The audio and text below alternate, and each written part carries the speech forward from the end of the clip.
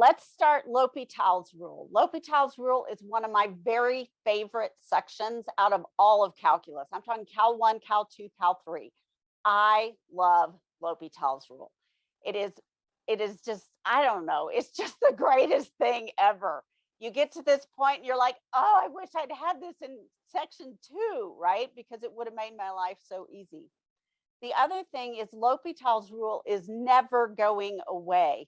Limits are the most important construct in calculus. They're the basis for everything. They're the basis for the derivative because they're the definition of the derivative.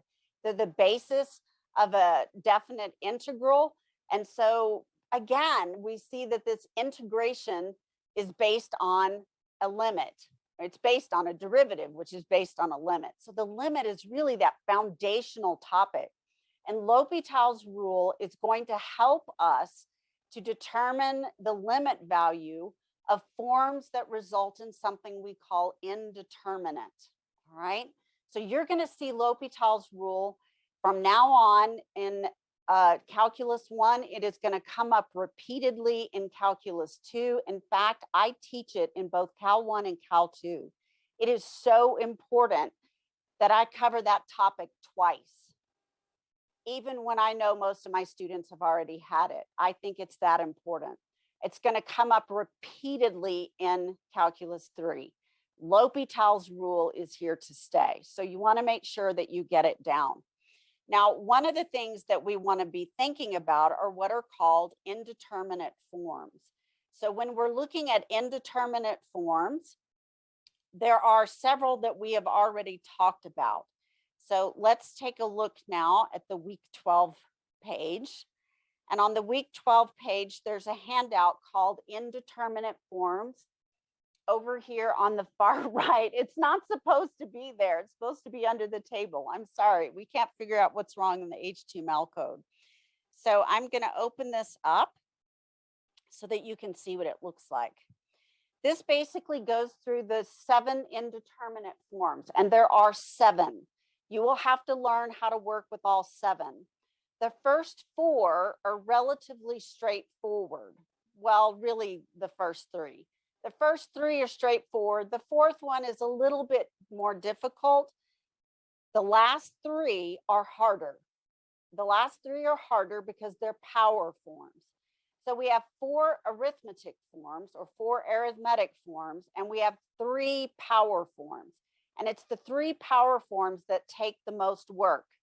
Which ones do you suppose tend to come up the most often in Calculus 2 and Calculus 3? Those 3. Those 3, yes. The 2 basic and those 3. You're going to see those power forms a great deal. The 4th arithmetic one that is a little bit more difficult does come up, but not as often, which is kind of nice because it's a little bit of a pain. So what are these power forms that are so difficult? 0 to the 0th power, infinity to the 0th power, 1 to the infinity. These forms do not lead to a definite number.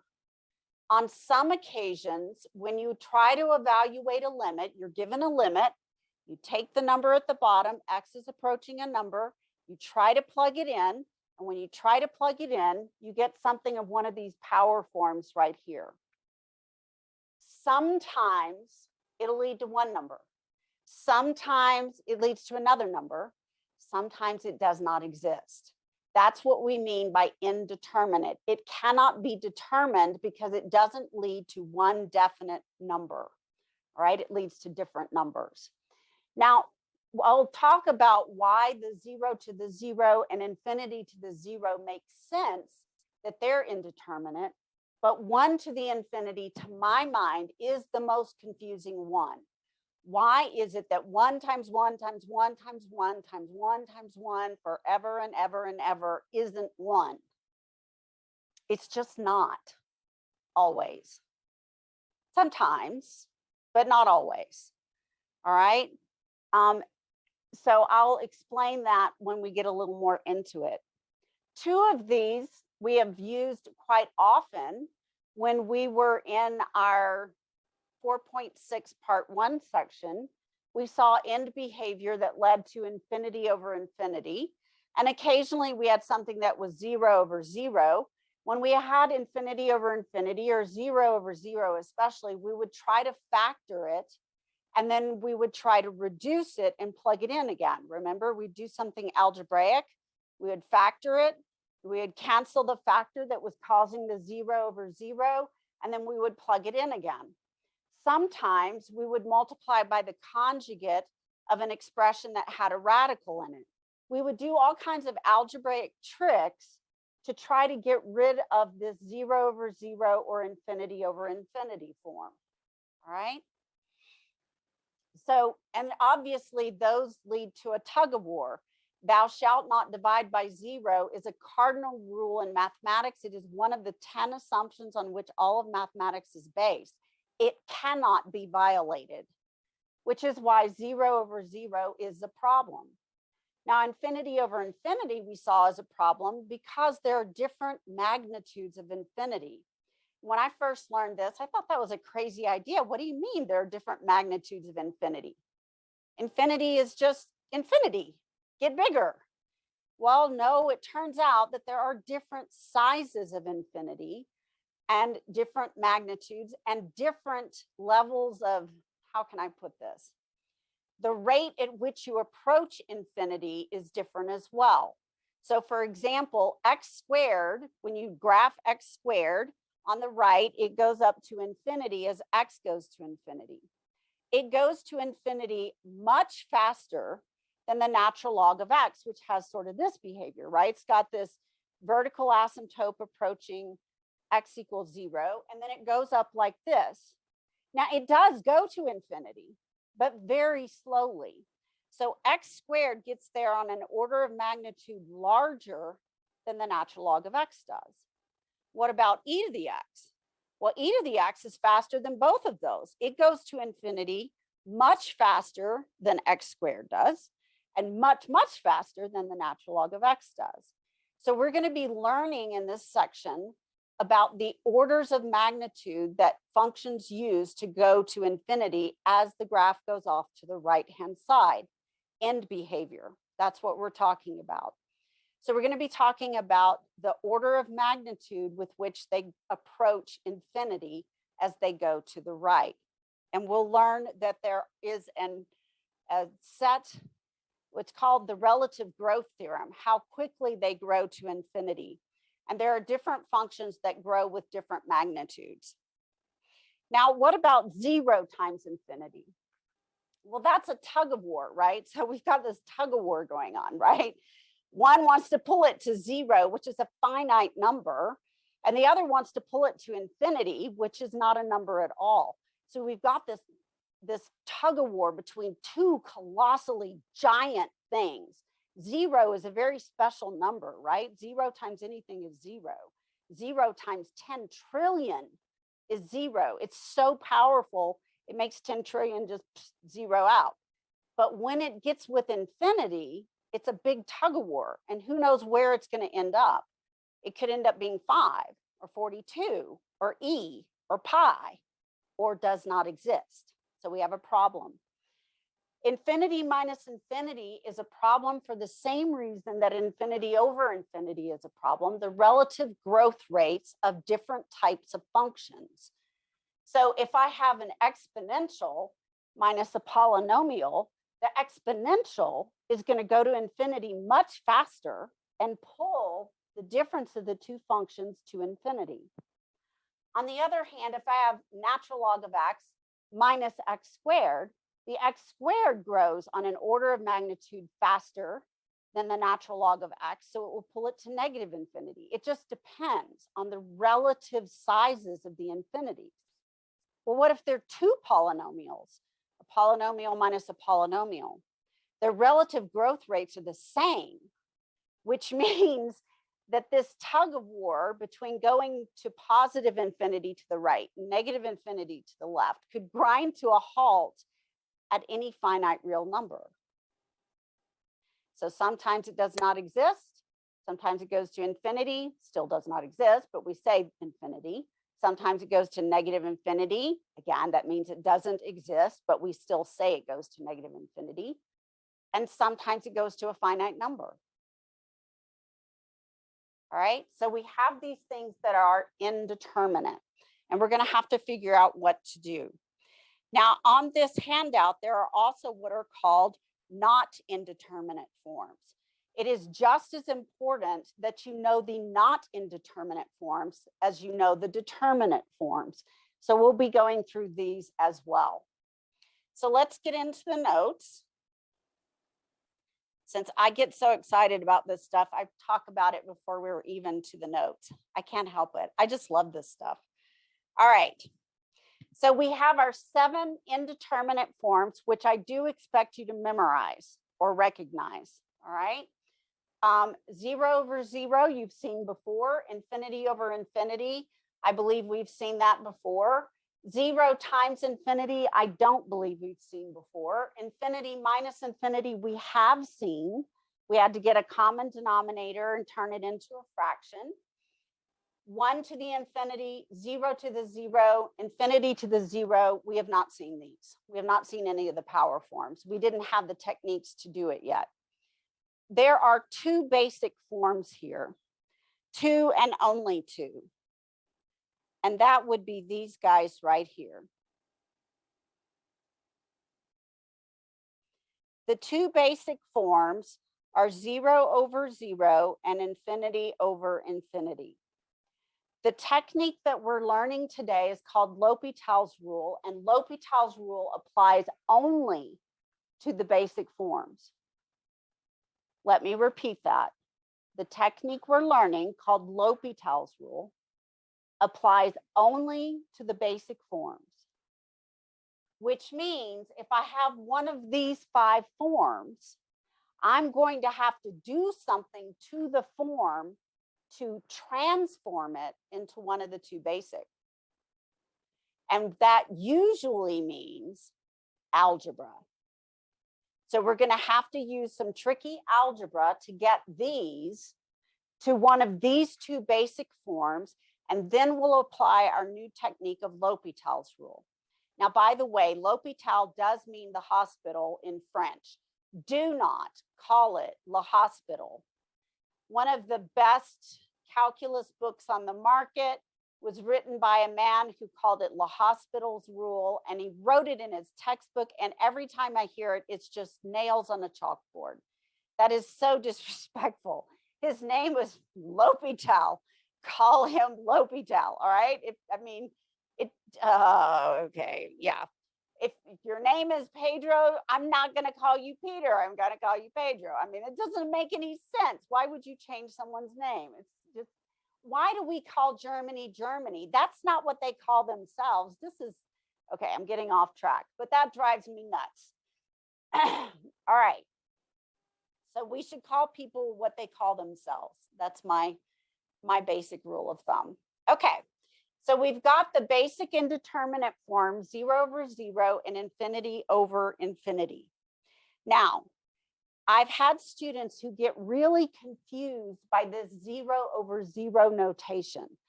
They say, but you're breaking the rule. You've told me thou shalt not divide by 0, and you're dividing by 0. No, I'm not.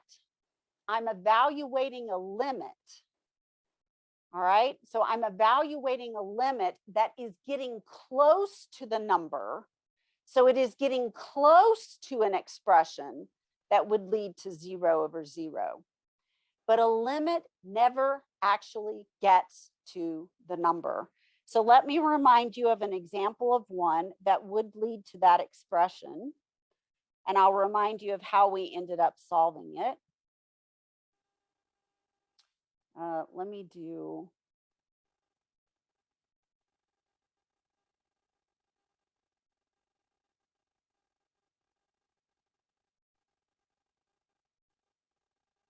this one.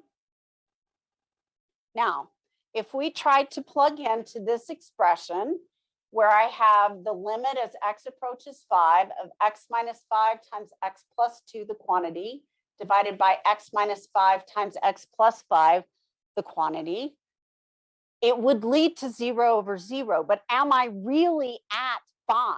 No, I'm really not. I'm at 4.999999999. I'm not at 5, or I'm at 5.00001. I'm approaching 5. I don't actually care what happens in the function at 5. Remember, the limit does not care about what the true value at that point is. It cares about what the predicted value at that point is. What does it look like it's going to be? All right. So if you have a Nerf gun, what is it aimed at? The Nerf gun may not fire at all, in which case you've got a hole at that point. Or it might fire and go off in another direction and hit something else. I want to know what it looks like it's going to be. So if you plug in 5 here, you're going to get the 0 over 0, but it's not truly the value 0 over 0 because we're approaching it. We're not actually there. And of course, the way for us to fix this algebraically is just to cancel the x minus 5s and then plug in our 5 again. So we get 7 over 10. So that tells us that it looks like it's approaching 7 over 10. But in reality, in this function, we have a hole at 5.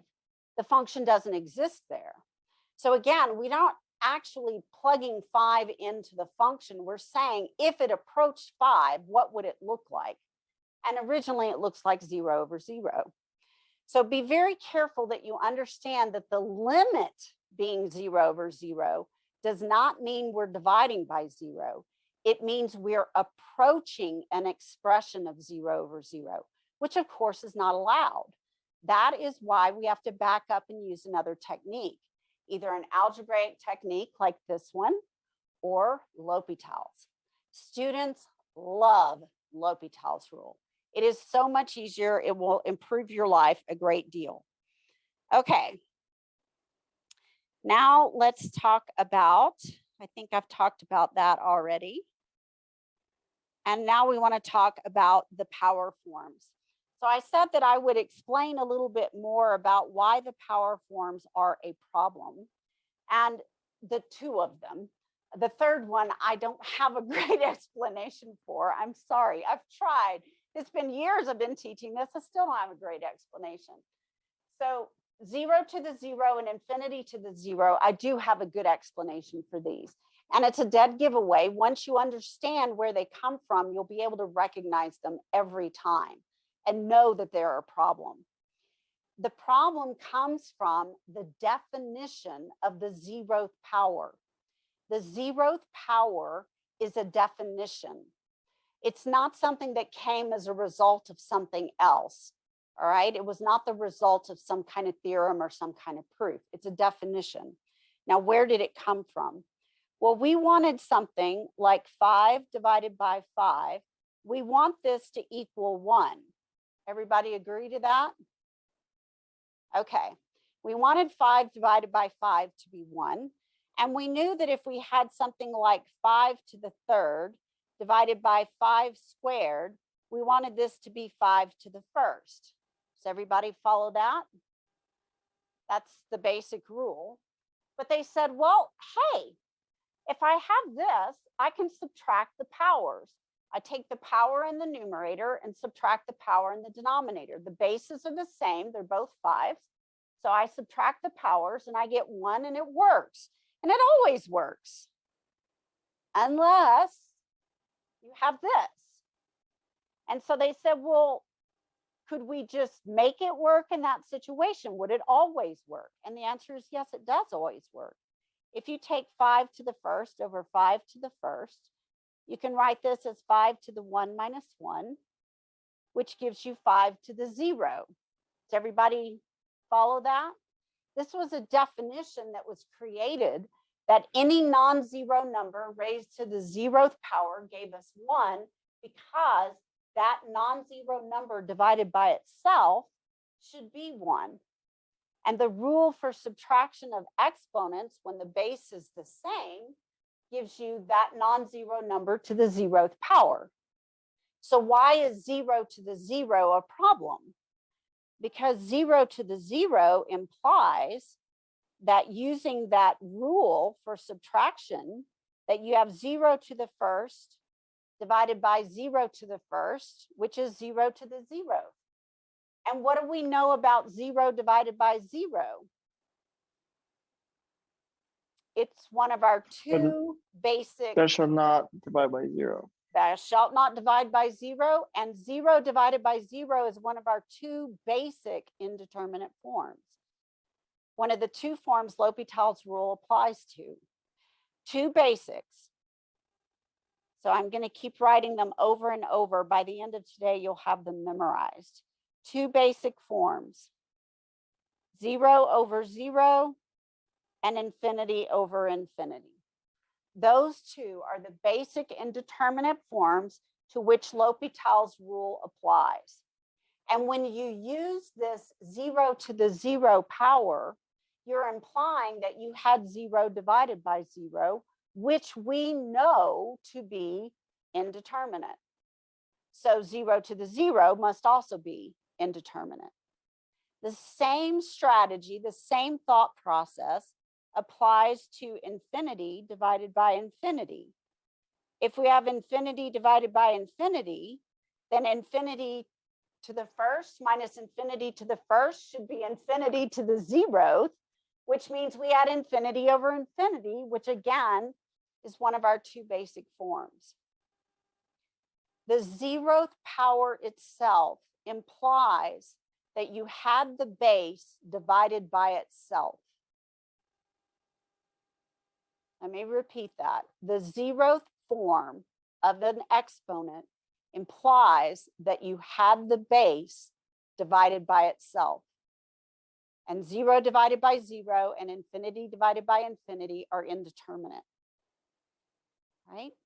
The last one I have no good explanation for. You'll just have to remember it as that weird one. 1 to the infinity is not always 1. I don't know of a good way to do it. It just blows my mind, except again, I do have that sheet out there online, which proves to you that 1 to the infinity can lead to different values. And since it doesn't always lead to the same value, it's indeterminate. A determined one leads to one result and one result only. An indeterminate one can lead to many different results, right? So this is basically what we're looking at here. Okay, my explanation for why 1 to the infinity doesn't work is that when you have non-zero numbers multiplied by themselves an infinite number of times, weird things happen. Now, notice that I said non-zero numbers multiplied by themselves.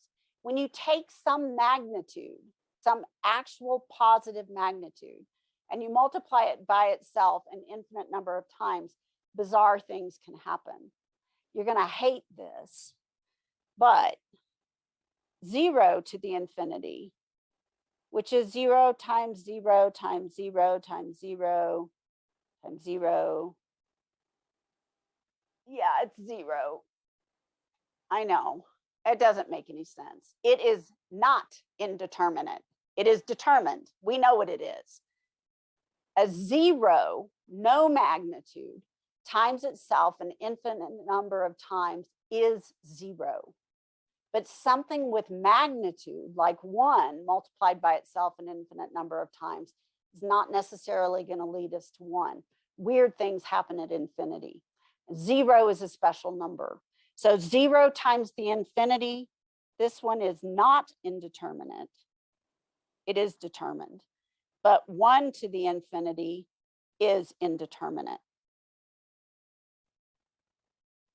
So you kind of have to look at these two very fundamentally differently and think about what happens at infinity. The study of what happens at infinity and having magnitudes of infinity is fascinating. You get into that in what's called topology.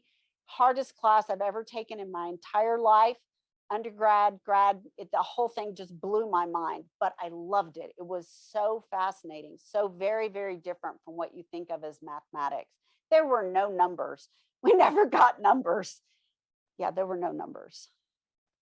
It was a little wild, all right? And we would go through, you know, why a coffee cup is not like a pen, but a coffee cup and a sewing needle are essentially the same object. This is topology. All right. Forms that are not indeterminate. So now we want to go through and talk about these not indeterminate forms. I said it's just as important to know what is determined as it is to know what's not determined. So we have 7 indeterminate forms: 0 over 0, infinity over infinity, 0 times infinity, infinity minus infinity, 0 to the 0 power, infinity to the 0 power, and 1 to the infinite power. All right, weird ones. Those we can't determine. There are some that we can determine. These are the ones that exist and lead to a real number. All right. So looking at these right here, if you evaluate a limit, you plug in the value that x is approaching, and you get something that looks like 0 divided by infinity or 0 divided by negative infinity, it goes to 0. So after you substitute in what x is approaching, if you have 0 divided by infinity or 0 divided by negative infinity, the result is 0. So 0 divided by plus or minus infinity is 0. 0 to the infinity, that weird one that I said, this is crazy. 1 to the infinity is indeterminate, but 0 to the infinity is not, it's 0. All right, so 0 to the infinite power is 0. What if you have any constant number divided by infinity? So take any real number and divide by infinity. It's still going to go to 0. All right. So in fact, you could take this first rule and this third rule, and they're really the same rule. If you take a constant and you divide by infinity, even if the constant is 0, you get 0. Limits where you take the value that x is approaching and you substitute it in and you get a number, that's the limit, right? Remember, we always do that as step 1. Substitute what x is approaching. If we get a number, we're done, right? One finite real number and we're done. Limits where you perform some algebraic manipulation until you can substitute for x and get a real number, have that real number for the limit. We saw that on this example up here. If I can find it right here. We saw that on this example right here. The first time we plugged in 5, we got 0 over 0. So we did an algebraic manipulation and we canceled the like factors, and then we plugged it in again. So we did an algebraic manipulation, plugged in or substituted the value of 5 again into the reduced fraction, and we got a number, 7 over 10. That is the true limit. Okay. Now there are also indeterminate limits, or not indeterminate limits, that do not exist. So these are not ones that result in a finite number like the 7/10. These are ones that don't exist because they either approach infinity or they approach negative infinity. Now, from now on, when you get a limit that results in infinity or negative infinity, yes, it technically means it does not exist because that's not a finite real number, but we are going to write infinity or negative infinity. So don't write DNE if it goes to infinity or negative infinity. If you want to, you can write infinity DNE or negative infinity DNE. We want to know more information. The more information we can gain, the better off we are. So we want to know if it's going to infinity as opposed to negative infinity. So we're going to give the result and then note that, yes, that means it does not exist because that's not a finite real number. Now, there are several down here where you substitute for what x is approaching and you get some other value. So let's say we have infinity over 0. All right, so we plug in and we get something of the form infinity over 0. Now this has 4 possibilities, 4 different possibilities. One is we have a positive infinity over a number on the left side of 0. And we notate that with a negative in the power position right here. So when we're looking at that, we've got this negative in the power position right here. All right. When we see that negative in the power position, it means approaching 0 from the left. So the top is positive, the bottom is negative, and so this is actually going to approach negative infinity. Now, is it actually going to 0? No, it never gets to 0. It stays on the left side of 0, so the numbers stay negative. So the numbers get smaller and smaller in the denominator, and the numerator gets larger and larger, and so it goes to negative infinity. What if you had the next one, which is positive infinity, and then approaching 0 from the right side? So at numbers like 0.5, 0.4, 0.3, 0.2, 0.1, 0.05, 0.005, 0.0005, getting closer and closer to 0, but never actually getting there. So the numbers in the denominator are always strictly positive. The numbers in the numerator are always strictly positive. The numerator gets larger, the denominator gets smaller. This goes to positive infinity, which of course means it does not exist, right? Now you know what's coming, the other two possibilities with negative infinity on top. Negative infinity and then approaching 0 from the left. So negative 0.5, negative 0.4, negative 0.3, negative 0.2, negative 0.1, negative 0.05, negative 0.005. They're all negative. And a negative over a negative is going to be a positive, so that goes to positive infinity. Again, it does not exist. And then negative infinity approaching 0 from the right goes to negative infinity, which of course means it does not exist. Okay. Now we have some multiplication ones. There are a lot more of these. So we have some multiplication ones down here on the bottom. So maybe I should put parentheses around these. This is positive infinity times positive infinity. They agree. Let's go right. Oh yeah, let's go right. Which way are they going to go? To the right. All right. Everybody wants to go the same way. They go to infinity. What about this one? This is a little different. It's negative infinity times negative infinity. Well, you've got a double negative, which means it's going to go to the right. They both want to go left, but because it's multiplication, they go right.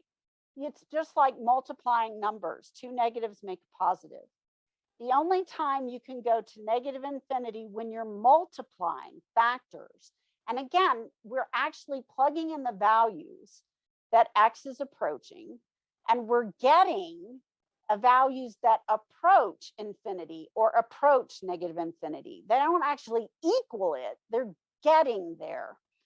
The only way to get a negative infinity is to have a positive times a negative. That's the only way to do it. All right. Now, addition and subtraction is a little bit trickier to my mind than multiplication. On multiplication, you just have to follow the rules for multiplying positives and negatives. For addition and subtraction, you have to pay attention to the signs a little more carefully. This first one, let's go to the right, plus let's go to the right equals let's go to the right. They agree, so they go to the right. The next one, let's go to the left, plus let's go to the left. Negative plus a negative goes negative, just like a -2 minus 5 is a -7 further to the left. The only time you have a problem is when you have a tug of war. But when you have a tug of war, infinity minus infinity, it's not determined, it's indeterminate. Remember, infinity minus infinity is indeterminate. The next one that we have that is determined is infinity minus a negative infinity. You have a double negative. And when you have a double negative right here, it's going to be a positive. So it goes to positive infinity. Okay. Now, all of these are going to come up as you do your homework problems. All of these are going to turn up in various limits along the way. So you really actually do have to understand all of these. L'Hopital's rule is a big topic. I spend one entire day on it, maybe even a little bit more if we don't get through all of it today, because it is such a huge and such an important topic. We have one more row to do, and this last row is pretty important. This comes up a lot. This last row is a number over 0, but it's not really 0. It's approaching 0 from one side or the other, okay? So let me give you an example of something. Let's say that I gave you the limit of 7 as x approaches 2 from the right of x minus 2. Okay, what am I going to get when I plug in the 2? When I substitute 2 for x, I get 0. I get 7 over 0, but I'm approaching 2 from the right, so from numbers larger than 2. So this 0 that I'm approaching is from numbers like 2.1 minus 2, 2.5 minus 2, 2.05 minus 2. It's always positive. So this is approaching 0 over, or 7 over 0 from the right side. In other words, the denominator is always positive when I plug in approaching 2 from the right. Well, as the numerator stays fixed and the denominator approaches 0, gets smaller and smaller, approaches, does not equal. Thou shalt not divide by 0 is still a rule, but this is a limit. This is not equals. This is a limit. What does it look like it's going to be? As we approach 0 from the right, the denominator gets smaller and smaller. And when denominators of fractions get smaller and smaller, the fraction gets bigger and bigger. So we have a positive number over positive numbers. So this approaches positive infinity. All right. If you have a positive constant and you're approaching 0 from the right side, it goes to positive infinity. What if I had a negative number on top, like this were a negative 7? Then instead of approaching positive infinity, what would I be approaching? I'd have a negative number divided by positive numbers. It approached negative infinity. Well, what if I had a negative 7, but I was approaching 2 from the left? So I was at 1.9, 1.99, 1.999. But when I substitute those values into the denominator, I always get a negative. It's getting closer and closer to 0, but they're always negative. So because they're always negative, I'm approaching 0 from below. So they're negative values. I have a double negative then that would approach infinity. Well, what if I had a positive 7 on top? Well, I'd still be approaching 0 from the left, but the top would be positive. So again, it would go to negative infinity. These are going to come up rather frequently. You need to be sure you understand them. If the numerator is fixed and the denominator goes to 0, it goes to either infinity or negative infinity. Analyze the sign of the numerator and the sign of the denominator, combine them to get the result. Okay. Let's talk now about L'Hopital's rule. We've spent most of the day, we haven't even gotten to the technique yet, all right? But the setup is important because you have to know when to apply it and when not to apply it. If you don't know when you can apply L'Hopital's rule and when you shouldn't, knowing L'Hopital's rule doesn't do you any good, all right? It's like giving somebody the key to a car, but they're not knowing where the key goes in the car. They're not going to be able to drive the car. If they don't know where the key goes, they can't drive the car, all right? So the theory behind L'Hopital's rule. L'Hopital's rule is explained using local linear approximations, which we've done on the last exam. Remember the local linear approximations? That's just a nickname for the tangent line, all right? Now, if we think about two functions, f and g, that are differentiable, so they have derivatives, such that the limit as x approaches a of f of x is 0, and the limit as x approaches a of g of x is also 0, and the derivative of g at a is not 0, why don't we want the derivative at a of g to be 0? Thou shalt not divide by 0. That's what's coming up, all right? Then it says, as long as you're close to a, then we can approximate the function with the tangent line. Now, what are we saying? I'm sorry, my dog is scared of the wind and he's hiding between my feet.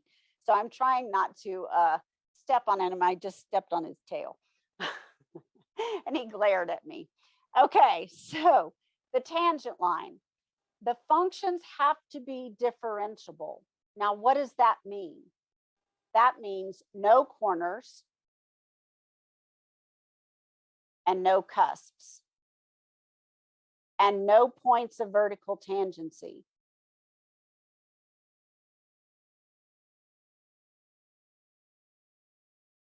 Our functions are differentiable. It also means they're continuous, because if a function is differentiable, it has to be continuous. So we have a continuous function with a derivative. We have no corners, no cusps, no points of vertical tangency, which means that if we're looking close to the point,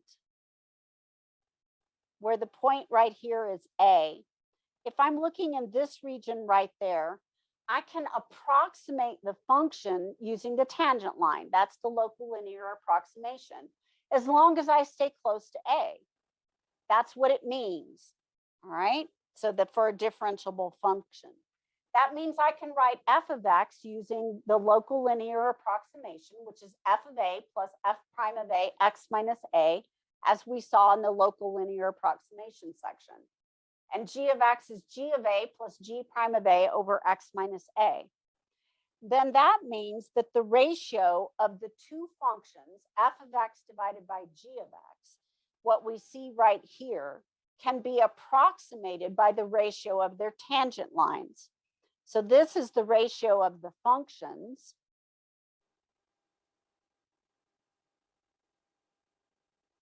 And this is the ratio of the tangent line approximations close to A.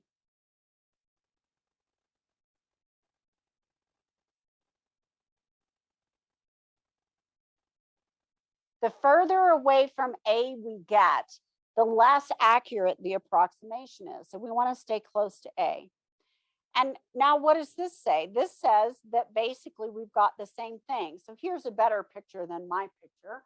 We've got two functions. You can see the function f, which is here in this darker blue color, kind of coming up more or less like an exponential.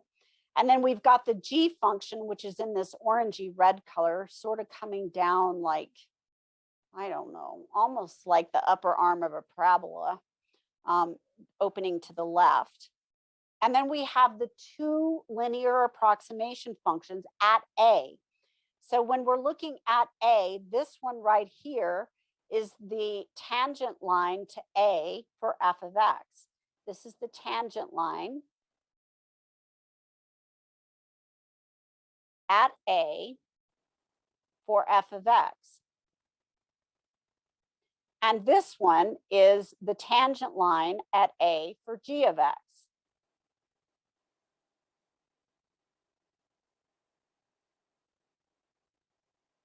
And notice that as long as we stay very close to A, these tangent line approximations are good approximations for the function. Now, it does require that they be differentiable, because we can't have a corner or a cusp there. If we have a corner or a cusp, we don't have a tangent line. So we got to make sure that we have that. We don't want points of vertical tangency because the slope of those is undefined. So now that we have this, by the definition of continuity, and remember, if you're differentiable, you have to be continuous, then we know that the limit as x approaches a of f of x has to be f of a, and we know that's going to be 0, right? And by the same logic, the limit as x approaches a of g of x is going to be g of a, which is also 0, because remember that the original assumption was that both of those went to 0, right? We're going to assume that the first derivatives are also continuous. The truth of the matter is the actual proof of that is a little beyond where we are, not too far beyond, just a little bit. So we'll have to make the assumption that the first derivatives are also continuous at x equal a. And then we can say that the limit as x approaches a of f prime of x is f prime of a, which is 0. And the limit as x approaches a of g prime of x is g prime of a, which is 0. And then when we plug these in, we end up with the value that basically f of a over g of a goes to 0. And so we end up with f prime of x times x minus a and g prime of x times x minus a. But then the x minus a's are common factors because the first term's zeroed out. So it left one term in the numerator and one term in the denominator. And you can see that in this expression here. This is one single term in the numerator, one single term in the denominator. So the x minus a's cancel, and we get the ratio of their derivatives. This is L'Hopital's rule. So what am I saying? If f is differentiable and g is differentiable and f of a is 0 and g of a is 0, but g prime of a is not 0, then the limit of f of x over g of x is the same as the limit of f prime of x over g prime of x. All right, so here's the theory. Suppose f and g are differentiable functions over an open interval containing a, except possibly at a. The limit of f as x approaches a is 0, and the limit of g as x approaches a is 0. So that when I plug in or substitute for x, a, I get 0 over 0. As long as these are differentiable functions and g prime of a is not 0, then I get the same value coming out of the limit as the ratio of their first derivatives. Now, I'm not going to go through the proof today in the interest of time, but this is basically L'Hopital's rule in a nutshell. All right.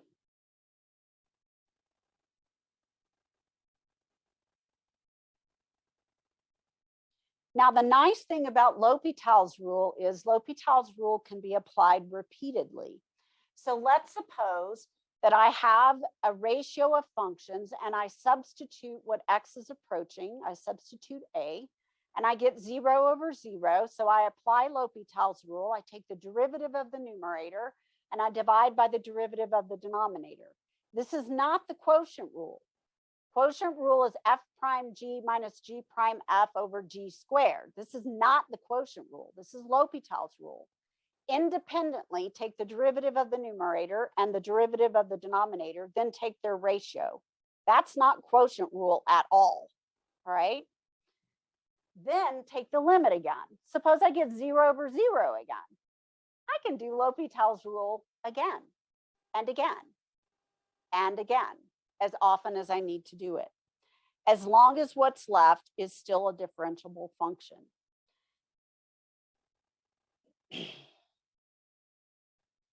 Now let's take a look at applying this to an example. So we have a lot of examples here to work, and I want to allow some time, hopefully, to take a look at the power forms, since the power forms are far more difficult. So we're looking at this one right here. We have the limit as x approaches a of x minus a over x squared minus a squared.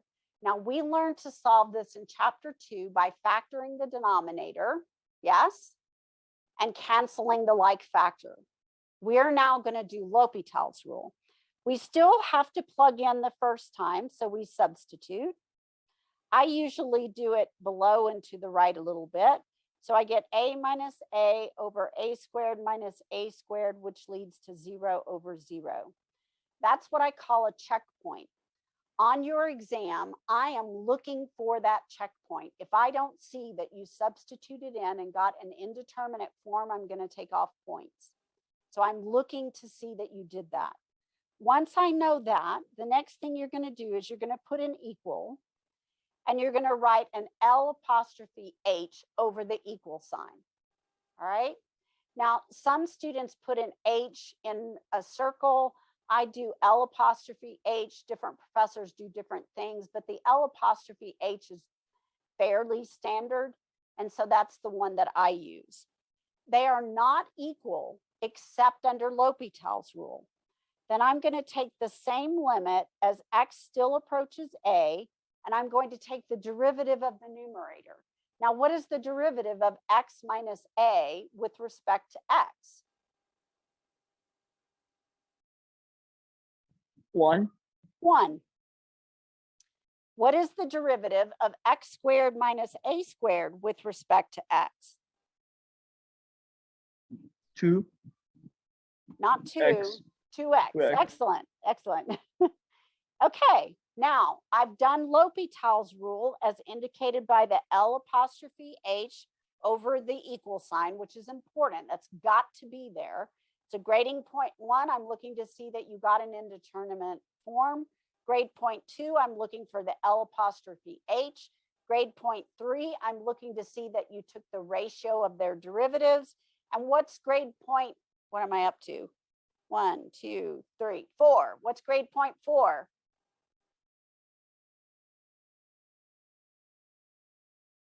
Plug in again. Substitute it in again. I did something. I applied L'Hopital's rule. I don't use L apostrophe H here because I'm not using it. I just substitute in and I'm done. All right. Okay. I'm not exactly sure what happened in the third step. In the third step, I took the derivative of x minus a, and I divided it by the derivative with respect to x of x squared minus a squared. So that led to 1 minus 0 over 2x minus 0, which gave me 1 over 2x. Remember, a is a constant. A is not a variable. A is a constant. Only x is the variable.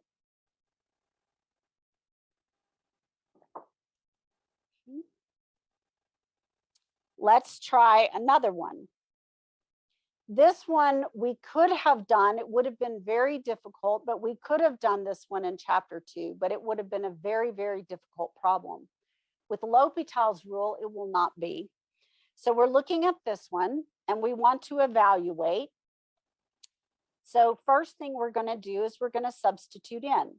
So we sub and we get sine of 0 minus 0 over 0 squared. The sine of 0 is 0. So I have 0 minus 0 over 0, which is 0 over 0. Check. I need one of the two basic indeterminate forms, 0 over 0 or infinity over infinity. The next thing I'm going to do is apply L'Hopital's rule. So I'm going to write the limit as x approaches 0, and I'm just recopying the problem down here, equals, and I'm going to put L apostrophe H, and now I'm going to apply L'Hopital's rule. So the limit part does not change, and I'm going to take the derivative with respect to x of sine of x minus x divided by the derivative of x squared. And that's going to give me the limit as x goes to 0 of cosine of x minus 1 over 2x. Now, what do I get when I substitute in again?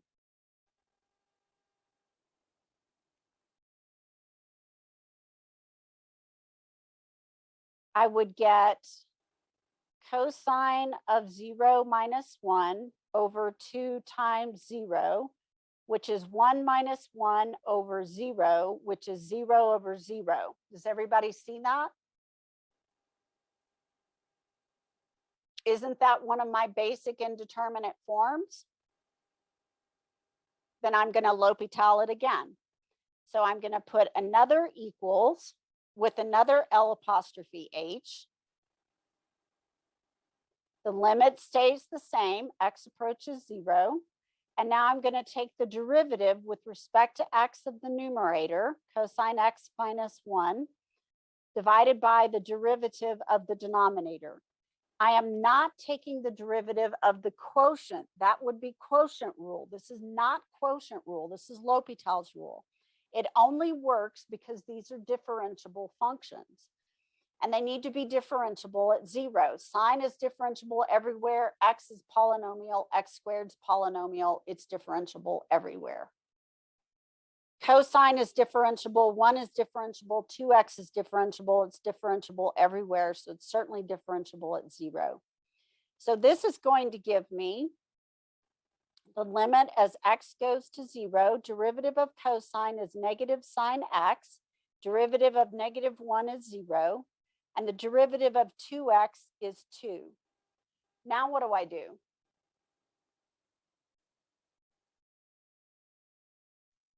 Substituting the 0 in again. Substitute the 0 in again.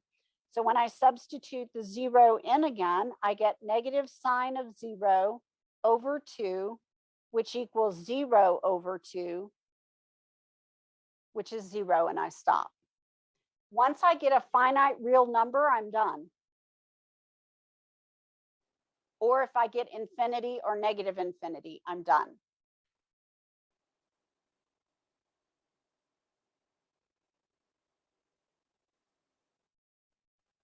Okay.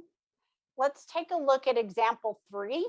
This was a special one that we memorized coming out of chapter 2. We memorized this one in chapter 2. It came up again in chapter 3 when we did the derivatives of trig functions. It's come up several times in the homework, and every time you guys have struggled with it because it's just hard to memorize, right? I get it. It's hard to memorize. To tell you the truth, I'm right now going, is this the one that's 1 or is this the one that's 0? I think it's 1, but I can't remember. I'm the instructor and I can't remember either. So what am I going to do? I'm going to look at the function. I'm going to say it's approaching 0. Sine x is differentiable there. X is differentiable there. I can do L'Hopital's rule if I need to. So the first thing I do is I substitute in. We always plug in first. So I get sine of 0 over 0, which is 0 over 0. Check. Definitely indeterminate. I do need L'Hopital's rule, and I have a differentiable function over a differentiable function.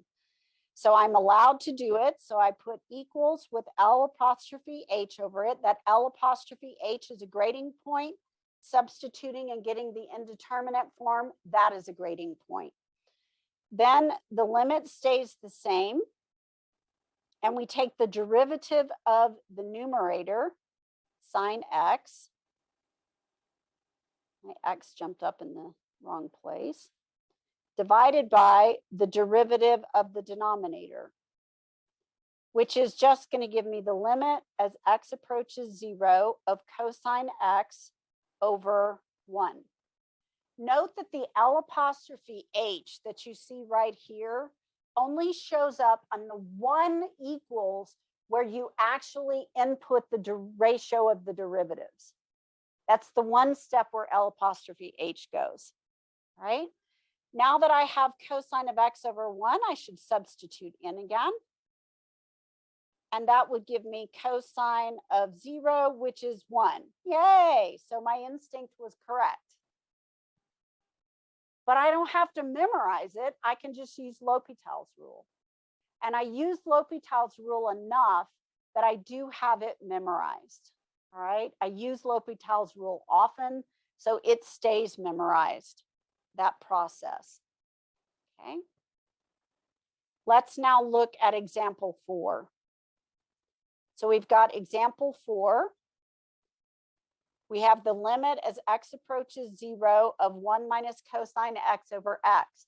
This is the second of those special trig function limits that we memorized in chapter 2 and that we had trouble with. Noting that the other one is 1, I know one of them is 1 and the other one is 0. So I know this one has to be 0 by process of elimination, but we're going to prove it using L'Hopital's rule. So when we look at L'Hopital's rule, first thing we have to do is substitute in. So we get 1 minus the cosine of 0 over 0, which is 1 minus 1 over 0, which is 0 over 0. Check. It is indeterminate. Then do a check to make sure the functions are differentiable. 1 is differentiable. Negative cosine x is differentiable everywhere. X is differentiable everywhere. Again, what you're looking for are exceptions. You're looking for zeros in the denominator, negatives under a radical, vertical asymptotes. You're looking for places, gaps in the domain where it wouldn't be differentiable, or where there's a corner or a cusp, like an absolute value has a corner in it. Those places we would not be able to use L'Hopital's rule, right? Most of the time, ours do not have corners and cusps, so that's not something we encounter very often. So we take L'Hopital's rule, we put L'H above the equals when we input the derivative of the ratio of the functions. Or let me re-put that. We put the ratio of the derivatives of the functions.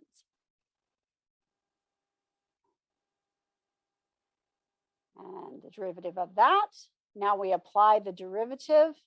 The derivative of 1 is 0. The derivative of negative cosine x is a negative sine x, or just positive sine x. And the derivative of x is 1. Then we need to sub in again. And so we get sine of 0, which equals 0. And we're done.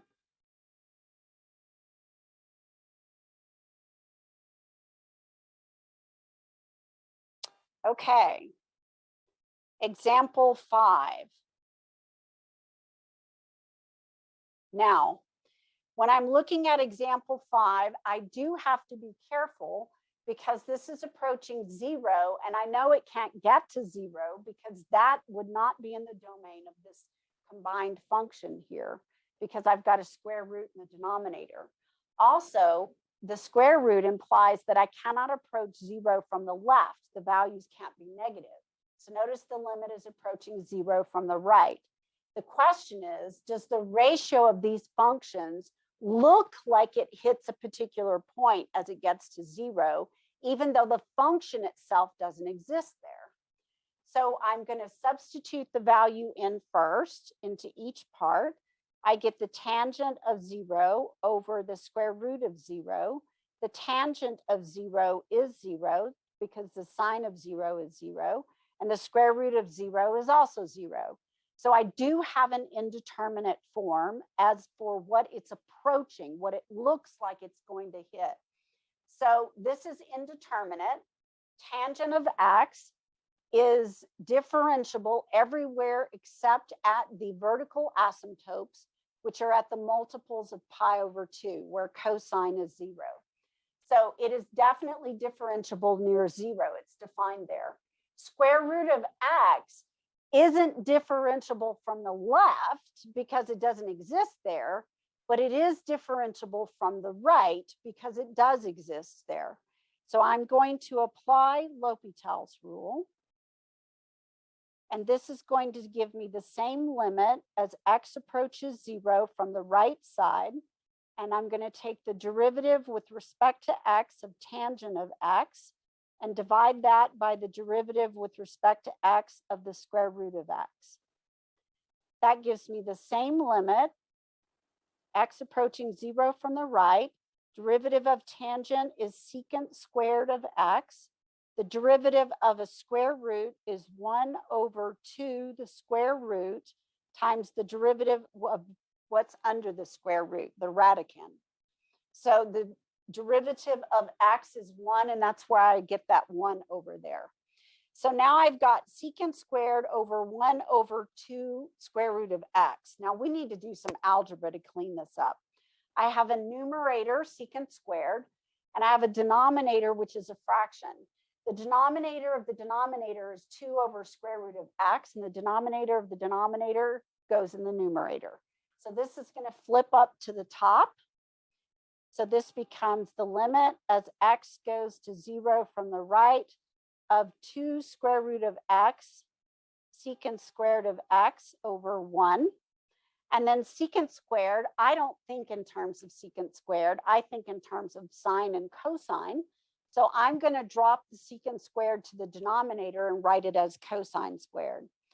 So I'm going to write the limit as x approaches 0 from the right of 2 square root of x over cosine squared of x.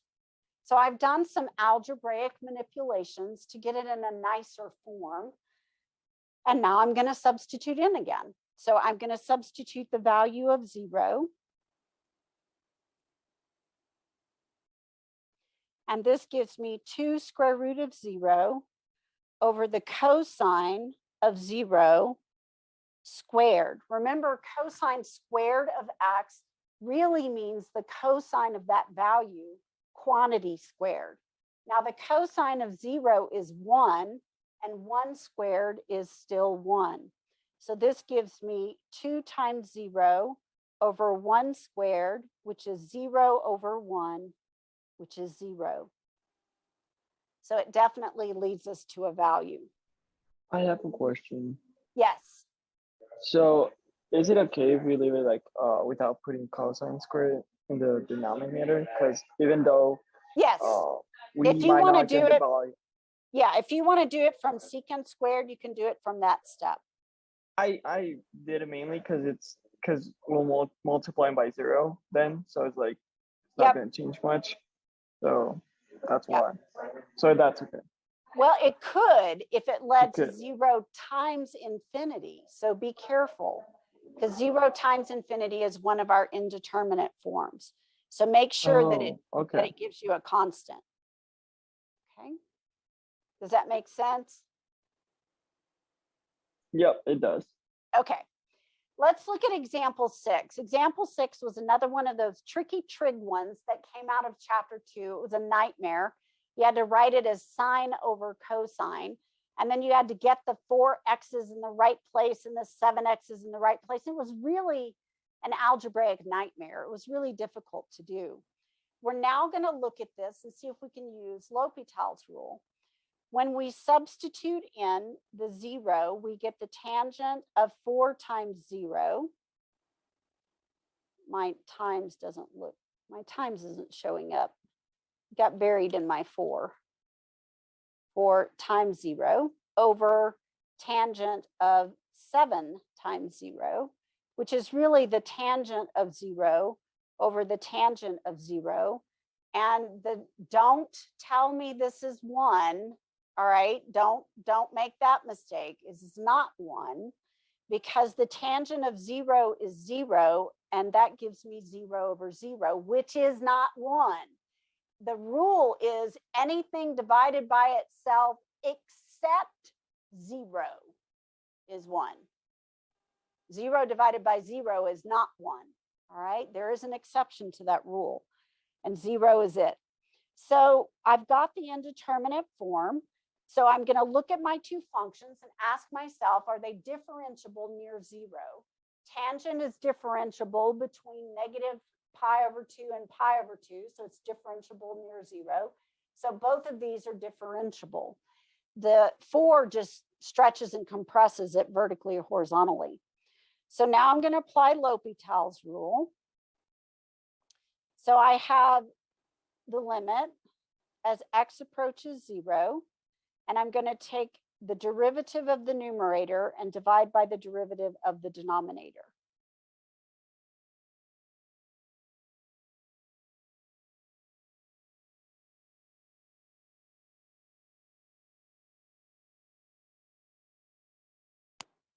Now, this is going to invoke chain rule because we have a nested function.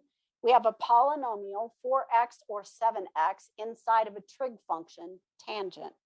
So this is going to give me the limit as x approaches 0 of secant squared of 4x times the derivative of 4x, which is 4.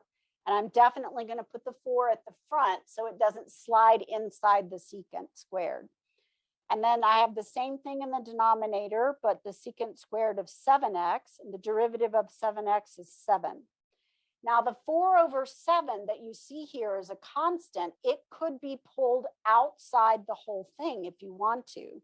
So you could rewrite this as 4/7, the limit as x goes to 0 of secant squared of 4x divided by secant squared of 7x. Now, again, I don't think in terms of secant squared, I think in terms of cosine. So what I'm going to do is I'm going to move each of these to the opposite position and switch them to cosines. So I have 4/7, limit, x is approaching 0 still, cosine squared of 7x, it moved to the numerator, divided by cosine squared of 4x. That does not equal the ratio of 7x to 4x. Don't make that mistake. You can't cancel trig functions. That's not a thing. All right. Either the whole thing, including the argument, is identical or it doesn't cancel. So what we need to do now is substitute in again. So I'm going to sub in. So I have my 4/7 at the front. And then I'm going to substitute in 0 for x. So I have 7 times 0, and this whole thing is squared. That's what cosine squared means. And the denominator, I have cosine of 4 times 0, and that whole thing is squared. And this leads to 4/7 times the cosine of 0 squared over the cosine of 0 squared, which is 4/7. Now the cosine of 0 is 1. We learned this in trigonometry. So I have 1 squared divided by 1 squared, which is 1. So I end up with 4/7 as my solution.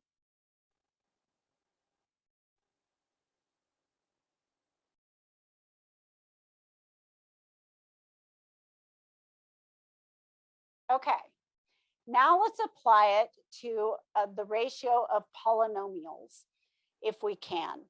So looking at this particular value here, I have the limit as x approaches -1 of the ratio of 2 polynomials. So this is a rational function. So I want to substitute -1. Always, always substitute the value first. If you get a finite real number, you're done. You don't need anything else. We only use L'Hopital's when we have an indeterminate form, 0/0 or infinity over infinity. In this case, I get -1 to the 4th plus -1 cubed plus 2 times -1 plus 2 over -1 plus 1. This leads to +1 minus 1 minus 2 plus 2 over 0. And that also gives me 0/0. So definitely it is an indeterminate form. Then I look to see if near -1, these two functions are differentiable. Well, they're polynomial. Polynomials are defined everywhere, continuous everywhere, and our absolute favorite, they're differentiable everywhere. You gotta love polynomials. So we can apply L'Hopital's rule. So you have L'H, and that leads to the limit as x goes to -infinity. And this time I'm going to skip the step of writing the derivative. I'm just going to take the derivative. So this leads to 4x cubed plus 3x squared plus 2, with the derivative of the last two being 0, over 1. Now I should substitute the value in again. I've done L'Hopital's rule. It's already fairly simple algebraically, so I just need to sub in again, which is going to be 4 times -1 cubed plus 3 times -1 squared plus 2, all over 1. So I can ignore the over 1. So this gives me -4 plus 3 plus 2, which gives me 1. All right.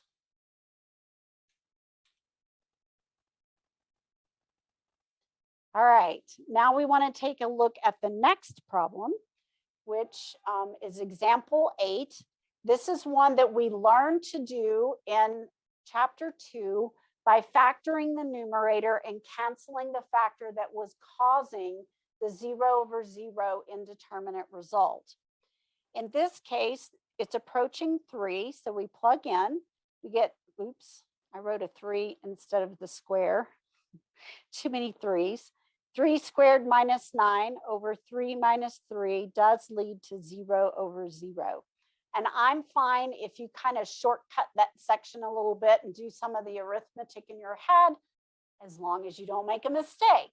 If you find you make mistakes when you do that, stop doing that. It's pretty simple, all right? So know thyself. If you need to write it out longer, then write it out longer. So it's indeterminate. So I'm going to look at the function and I'm going to say near 3, are each of these functions differentiable? Well, they're both polynomial. This is rational function, ratio of 2 polynomials. So it is definitely the case that they're differentiable. So I apply L'Hopital's rule. The limit does not change. X still approaches 3. The derivative of x squared is 2x. The derivative of -9 is 0. The derivative of x is 1. The derivative of -3 is 0. And that just gives me 2x.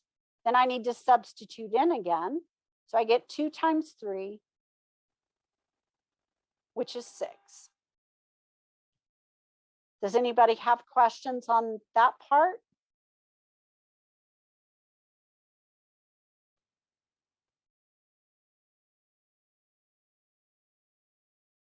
No questions? Okay, we'll move on to the next part then. All right. We're going to look now at infinity over infinity. Suppose that you had 2 functions and the limit as x approaches a of f of x goes to either positive infinity or negative infinity. It doesn't matter what combination of signs you have. Infinity over infinity is indeterminate of any sign. And the limit as x approaches a of g of x is also either positive or negative infinity. Then it turns out that the limit of the ratio of those functions is equal to the limit of the ratio of their first derivatives, provided that those functions are differentiable near that value of a. And this holds true no matter which value is going to infinity or negative infinity.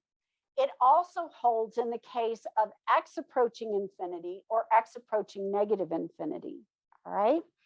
So it holds in all of those cases. So now we are able to solve some different kinds of ones that we have not seen before, that are kind of new and different. So we want to look at these. This is something like the natural log of x over x squared. And we're looking at the limit as x goes to infinity. Now, this brings up what we did in section 4.6, part 1. This is end behavior. And we did the relative growth theorem, and we said that natural log of x grows on an order of magnitude slower than any polynomial. So the polynomial is going to outgrow it and force the thing to go down to 0. But now we're going to prove that using L'Hopital's rule. So what we're going to do is we're going to say the natural log of infinity over infinity squared. Now you may go, hang on, you just substituted infinity and that's not a number. Yes, I did. All right. So what we really mean when we do that is what is it approaching? What does the graph look like as it goes further out to the right? Now you have to think about natural log, and I'm going to sketch the graph over here for you. This is natural log. And as it goes out to the right, notice that the y value is slowly going to infinity. So the numerator goes to infinity. Then you also need to think about the graph of x squared, which of course is a parabola opening up. This is why it's important to know what those common functions look like when they get graphed. When you're looking at this one, as x goes to the right, what happens to the y value? Well, it also goes to infinity, which means that I basically have infinity divided by infinity. This is one of the 2 basic indeterminate forms. And because it's one of the two basic indeterminate forms, then I'm able to apply L'Hopital's rule to it. So now I want to apply L'Hopital's rule. And what I'm going to look at is taking the derivative of the numerator and dividing by the derivative of the denominator. So x is still going to positive infinity. The derivative of natural log is 1 over x. The derivative of x squared is 2x. Now we have a complex fraction. And remember that the denominator of the numerator, you've got a combination denominator numerator, when you got one of each, it goes in the denominator. So the denominator of the numerator belongs in the denominator. So this actually leads us algebraically to the expression 1 over x times 2x, which I can rewrite as the limit as x goes to infinity of 1 over 2x squared. And I did that in more steps just to make it ultra clear. Right? Now, the next step that we have is to substitute it in again. So this gets back to what we did earlier in class today when we talked about having a constant in the numerator and something approaching infinity in the denominator. So we have a constant number on top, and we have 2 times infinity squared on the bottom. So infinity squared's got to be positive, and anyway, it's approaching positive infinity, and I have a constant 1 on top. So what do you think this is going to approach?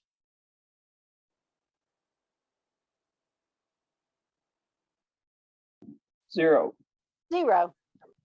That is a determined limit. We know what that is. It goes to 0. Right?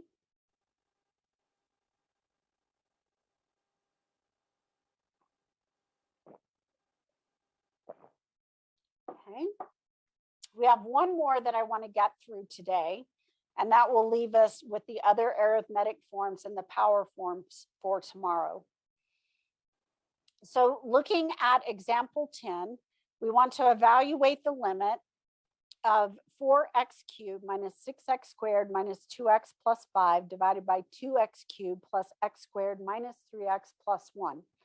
So when we're looking at these, x is going to infinity. So again, when x is going to infinity, you want to think about the graphs instead. So when we think about the graphs, this is our substitute the value in. When I think about the graph of 4x cubed, blah, blah, blah, I know that the 4, the leading coefficient, is positive. So it's got to be generally uphill. Because of the presence of the other terms in between, it's likely that it has turning points in the middle. But whatever it does, it's got to do something like this, or it could be something like that. But regardless, as x moves off to the right, the y value goes to positive infinity. So the numerator goes to infinity. In the denominator, we again have a cubic with a positive leading coefficient. So it also is basically uphill. So as x goes to infinity, the y value also goes to infinity. So we have infinity divided by infinity. Now that we have infinity divided by infinity, we have an indeterminate form, so we can apply L'Hopital's rule. This is my favorite occasion to apply L'Hopital's rule, because doing these algebraically is long and tedious and sometimes impossible. But using L'Hopital's rule, it's a snap. So we're going to have L'H, the limit remains as x goes to infinity. We're going to take the ratio of derivatives, again, because this is a polynomial and this is a polynomial. They're differentiable everywhere. So they're certainly differentiable as we go to infinity. So this gives us 12x squared minus 12x minus 2 over 6x squared plus 2x minus 3. Now we need to substitute in again, but as x goes to infinity or negative infinity, we really want to think about the graphs instead. So when we're thinking about the graphs instead, we want to think about what does 12x squared minus 12x minus 2 look like? Well, it's got to be a parabola opening up, and it's got to be pretty thin because of the leading coefficient of 12. So when I'm thinking about that graph, and I have no idea where it's positioned, but I know it's something like that. When I look at the 6x squared plus 2x minus 3, it's essentially the same thing. I don't know where exactly it's positioned, where the vertex is, but it's an upward opening parabola. So as x moves to the right, the y value moves to positive infinity. So I have infinity over infinity again, which means do L'Hopital's rule again. And then I have the limit as x goes to infinity of, scrolled up too much, 24x minus 12 divided by, oops, that should be 12x minus 2. Yes, you could reduce it a little bit at this point, but the beauty of L'Hopital's rule is you can also wait and it doesn't affect it. So when we're looking at this is now a line. It's a slanted line. It's uphill because the slope is positive 24. This is a line with slope 12, so it's also uphill. So my next graphs look like two slanted lines. One crosses at negative 12 and is super steep, and the other one crosses at negative 2 and it's a little less steep, but still quite steep. Both of them should look nearly vertical. I exaggerated the slant, which means we can do L'Hopital's rule again, because as we move to the right on an upward slanting line, as x goes to the right, the y value goes to infinity. So I can do L'Hopital's rule again for a third time, which gives me the limit as x goes to infinity of 24 divided by 12, which is 2. And I'm done. All right. So this makes it a little bit easier. Now, this one can also be done with what we call the Bill Gates or the Jeff Bezos rule, which is x is approaching infinity. The ratio of the leading coefficients, since the powers are equal, you can do it that way, which is actually faster. It gives you 4 divided by 2, which is 2 in one single step. So I do actually recommend using the Jeff Bezos or the Bill Gates rule on this one. And yes, I made that up. That's my personal theorem. But the proof that it works is L'Hopital's rule. All right. We're going to stop here today, and tomorrow we'll pick up with the other arithmetic forms and then the power forms.